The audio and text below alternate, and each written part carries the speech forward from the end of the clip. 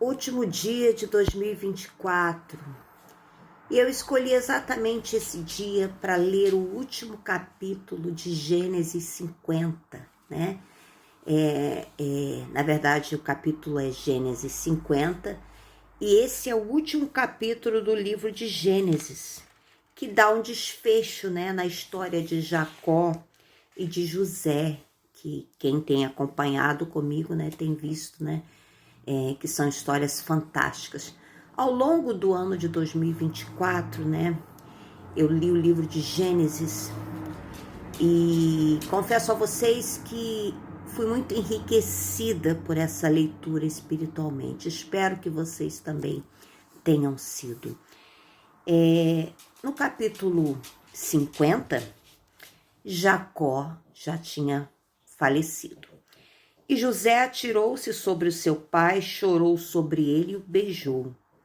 Em seguida deu ordem aos médicos que estavam ao seu serviço que embalsamassem seu pai Israel. E eles o embalsamaram. Levaram 40 dias completos, pois esse era o tempo para o embalsamamento. E os egípcios choraram sua morte 70 dias. Passados os dias de luto, José disse à corte do faraó: se posso contar com a bondade de vocês, falem com o faraó em meu favor. Digam-lhe que meu pai fez-me prestar-lhe o seguinte juramento: estou à beira da morte, sepulte-me no túmulo que preparei para mim na terra de Canaã. Agora, pois, peçam-lhe que me permita partir e sepultar meu pai. Logo depois voltarei. Respondeu o faraó: vai, faça o sepultamento do seu pai, como este o fez jurar. Então José partiu para sepultar seu pai.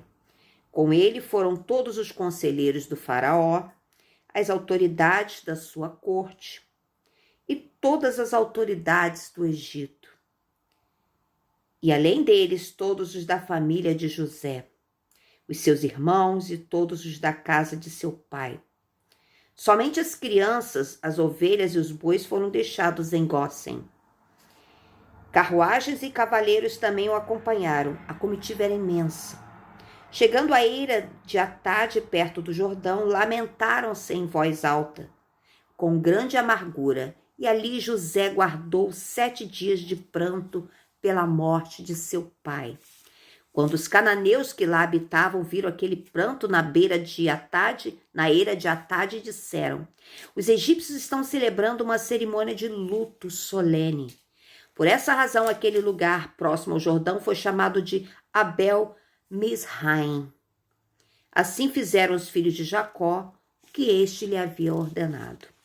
Levaram-no à terra de Canaã e o sepultaram na caverna do campo de Macpela, perto de Manre, que com o campo Abraão tinha comprado de Efron, o hitita, para que ele servisse de propriedade para a sepultura. Abraão pensou em tudo também, né? É à toa que ele é considerado, né, um grande pai de nações, né? O grande pai da nação de Israel. Depois de sepultar seu pai, José voltou ao Egito com seus irmãos e com todos os demais que o tinham acompanhado. Vendo os irmãos de José que seu pai havia morrido, disseram: e se José tiver rancor contra nós e resolver retribuir todo o mal que lhe causamos? Então mandaram um recado a José dizendo: antes de morrer, teu pai nos ordenou que te disséssemos o seguinte: peço-lhe que perdoe os erros e pecados de seus irmãos que o trataram com tanta maldade. Agora, pois, perdoa os pecados dos servos do Deus de teu pai. Quando recebeu o recado, José chorou. Depois vieram seus irmãos, prostraram-se diante dele e disseram: aqui estamos, somos teus escravos. José, porém, lhes disse: não tenham medo, estaria eu no lugar de Deus? Vocês planejaram mal contra mim, mas Deus o tornou em bem, para que hoje fosse preservada a vida de muitos. Que fé surpreendente, né? Que conduta, que atitude surpreendente de José. Ao mal que me fizeram, se transformou em bem para a bênção de muitos. Ou seja, José passou toda aquela situação péssima, horrorosa, né? Mas depois Deus o levantou, não apenas para ajudá-lo, mas para que ele ajudasse uma nação inteira, a nação do Egito, e também pudesse ajudar os seus irmãos, Israel, né? A nação de Israel também, que veio também assolada pela fome que se estabeleceu naqueles anos. Então, aquilo que muitas vezes você pensa que é mal para você, Deus transforma em bênção, né? Então, foi isso que José disse. E quando ele disse, estaria eu no lugar de Deus? Quando ele fala, estaria eu no lugar de Deus, ele se coloca dizendo, quem sou eu para não perdoar vocês? Quem sou eu para guardar rancor de vocês? Quem sou eu para julgá-los? Cabe a Deus apenas, né? Eu vou continuar na minha integridade, porque na minha integridade, na minha conduta e na minha obediência a Deus, eu cheguei até aqui, esse alto patamar que Deus colocou José. Então, José, porém, lhes disse, não tenham medo, estaria eu no lugar de Deus. Vocês planejaram mal contra mim, mas Deus o tornou em bem, para que hoje fosse preservada a vida de muitos. Por isso não tenham medo. Eu sustentarei você e seus filhos. E assim os tranquilizou e lhes falou amavelmente. Que conduta cristã, né? E não existia Jesus na época, mas já existia, né? A fé num único Deus, uma só fé, um só rebanho, um só Senhor. José permaneceu no Egito com toda a família de seu pai, viveu 110 anos e viu a terceira geração dos filhos de Efraim. Além disso, recebeu como seus filhos os filhos de Maquir, filho de Manassés. Antes de morrer, José disse aos seus irmãos, estou à beira da morte, mas Deus certamente virá em auxílio de vocês e os tirará desta terra, levando-os para a terra que prometeu com juramento a Abraão, a Isaque e a Jacó. E José fez que os filhos de Israel lhe prestassem um juramento, dizendo-lhes, quando Deus intervier em favor de vocês, levem os meus ossos daqui. Morreu José com a idade de 110 anos e depois de embalsamado foi colocado num sarcófago no Egito.